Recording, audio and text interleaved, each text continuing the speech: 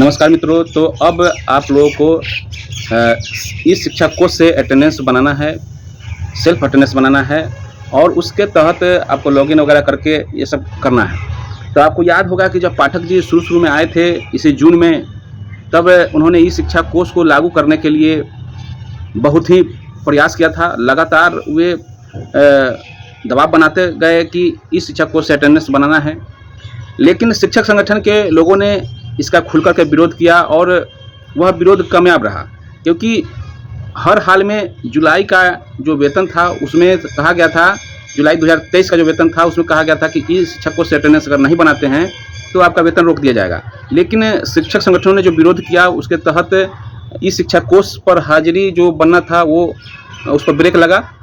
क्यों ब्रेक लगा? क्योंकि जब सरकार से कही गई कि हम लोग अल्प वेतनभोगी हैं और हमें कोई मोबाइल या कोई ऐसा उपकरण सरकार की तरफ से नहीं दिया गया है और ना ही डाटा खर्च सरकार देती है।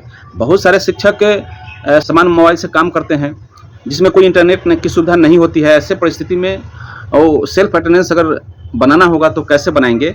इन सारी बातों का विरोध किया गया था और इन्हीं विरोध के वजह से वह मैटर जहाँ के तहाँ रुक गया और साल भर बाद जब एसीएस के पाठक चले गए हैं और अब एसीएस एस सिद्धार्थ जी आए हैं, तब से फिर से इसकी चर्चा शुरू हो गई है और इस शिक्षा कोर्स पर 25 जून से हाजिरी बनाने की बात कही जा रही है।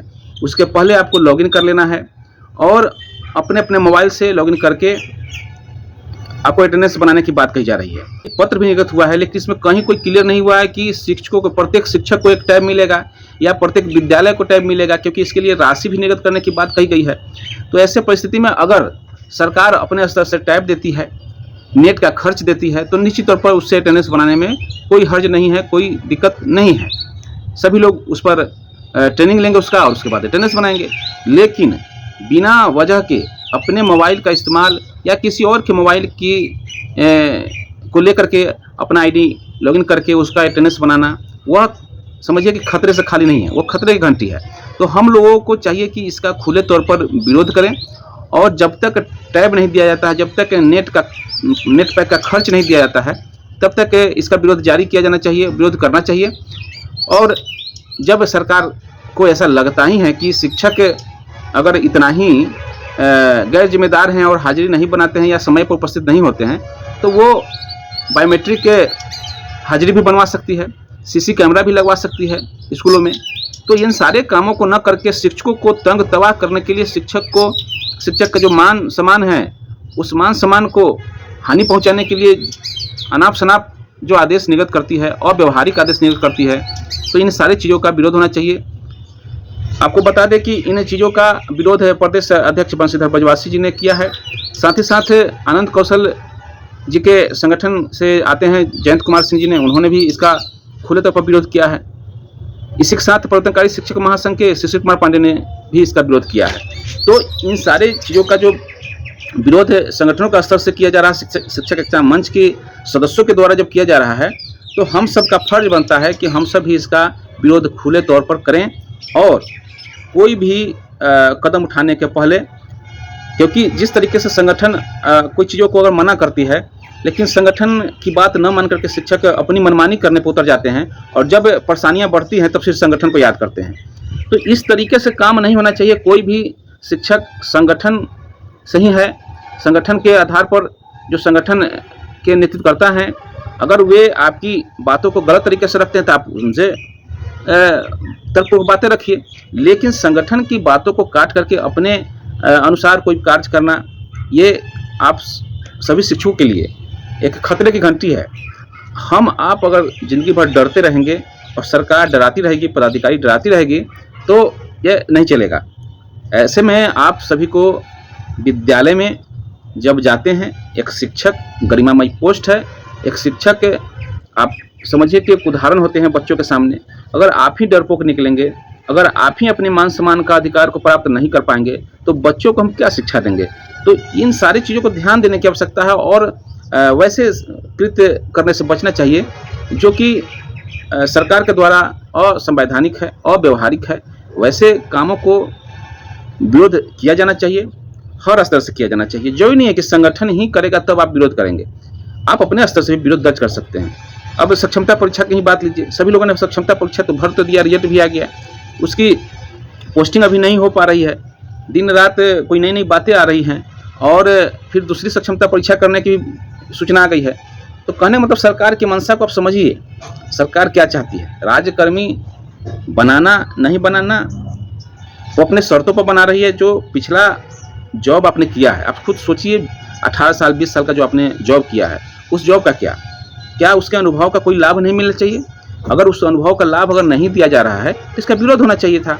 और सरकार को ये बातें बतानी चाहिए थी कि हम लोग 10 साल 15 साल 20 साल से काम कर रहे हैं तो हमें उसका भी मुआवजा मिलना चाहिए, हमको प्रमोशन मिलना चाहिए, जो पूर्व की नियमावली कहता भी है। आप प्रमोशन दे दीजिए, फिर सक्षमता परीक्षा लेकर के आप हमें सक्षमता परीक्षा में भेज दीजिए, कोई दिक्कत नहीं है। उसे विशेष शिक्षक में भेज दीजिए, कोई दिक्कत नहीं है। लेकिन विशेष शिक्षक बनाने के पहले जो शिक्षकों का जो अधिकार था वो तो दे दीजिए। वो अगर नहीं देते हैं तो फिर आप जब विशेष शिक्षक बनेंगे उस दिन से आपका मूल वेतन जो आज है वो तो रहेगा ही। ये तो लोगों को लग रहा है कि वेतन घट, जैसा नहीं, वेतन नहीं घटेगा, लेकिन 1 रुपया बढ़ने भी नहीं जा रहा है। और जो आपका सर्विस है वो जीरो हो जाएगा। सर्विस का मतलब अनुभव जीरो हो जाएगा, आपका वेतन वही रह जाएगा और सर्विस वहाँ से जब आपका काउंट होगा तो काउंटिंग का सर्विस जो होगा जिस दिन ज्वाइन आप करेंगे विशेष शिक्षक में उस दिन से होगा। तो कहने का मतलब उस दिन से 8 साल जब करेंगे, नियमावली जो कह रही है उसमें साफ तौर से कहा जा रहा है कि जिस दिन विशेष शिक्षक बनेंगे उस दिन से 8 साल आप जॉब करेंगे तब आप स्नातक शिक्षक बनेंगे। लेकिन आप स्नातक शिक्षक की क्राइटेरिया को पहले ही पूरा कर चुके हुए हैं। इन चीज़ों को समझने की आवश्यकता है। स्नातक शिक्षक, प्रधानाध्यापक शिक्षक, इन क्राइटेरिया है उसको आप पहले ही पूरा कर रहे हैं। इसलिए ये चीज़ों को अब नए सिरे से लागू करना ये कहीं से भी उचित प्रतीत नहीं होता है। और ऐसे में सब लोगों को विरोध करना चाहिए था।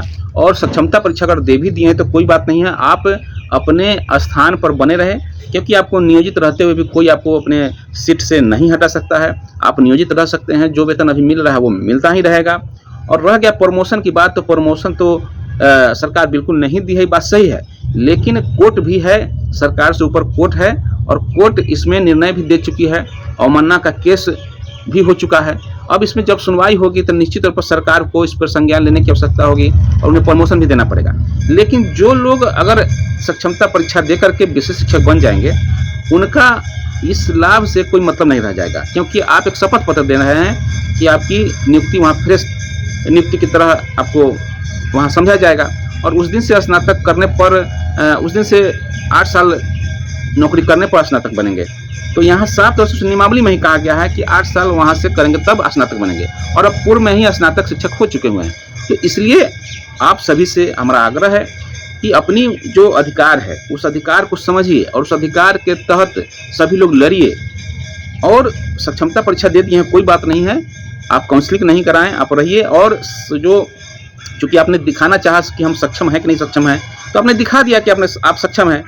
कोर्ट में आप भी दिखाइए कि आप सक्षम हैं। तो आप जो पूर्व से जो आपका अनुभव रहा है उसका लाभ तो मिलना चाहिए। जब आप सक्षम ही हैं तो पूर्व का लाभ मिलना चाहिए कि नहीं मिलना चाहिए। लेकिन ये कब मिलेगा? जब आप नियोजित ही रह जाएंगे। तो नियोजित की जो नियमावली है 2020 की नियमावली है, 2015 की नियमावली है, उन नियमावलियों के तहत ही आपको लाभ मिलेगा। तो आप लोग स्वयं प्रबुद्ध शिक्षक हैं, स्वयं इस पर विचार कीजिए, सोचिए। और एक और अंत में मैं इस चैनल के माध्यम से एक बात कहना चाहता हूँ कि जो लोग भी शिक्षक को मास्टरवा कहते हैं या दलाल कहते हैं, किसी तरह का अन्य नामों से पुकारते हैं जो पत्रकार, उन वैसे पत्रकारों के चैनल को आप लोग अनसब्सक्राइब कीजिए। अब जितना ही हम लोग अनसब्सक्राइब करने के लिए कहते हैं तो लोग उनको जाकर वो सब्सक्राइब ही कर रहे हैं। तो ये गलत है। और शिक्षक की मान मर्यादा का हनन करने वाला चैनल, क्योंकि वो बोल रहे थे कि हम अब शिक्षकों पर शायद वीडियो नहीं बनाएंगे, अंतिम वीडियो होगा, उसके बाद लगभग 20 वीडियो बना चुके हैं। तो कहने मतलब उनको तो पैसा कमाना है, और पैसा कमाने के लिए वो शिक्षकों को मास्टरवा कहेंगे या शिक्षक को कुछ भी कहेंगे। तो ये बर्दाश्त के लायक नहीं है, ये शिक्षक बर्दाश्त नहीं करेंगे। और इस तरीके के पत्रकार को आप लोग बाइकआउट कीजिए, उन्हें साइड कीजिए। और हम लोग जैसे आपके समर्थन में हमेशा बातों को रखते हैं, तो आप लोग हमें समर्थन दीजिए। इन्हीं चंद बातों के साथ अपनी बातों को यहीं हम समाप्त करते हैं। धन्यवाद। जय हिंद, जय भारत, जय शिक्षक।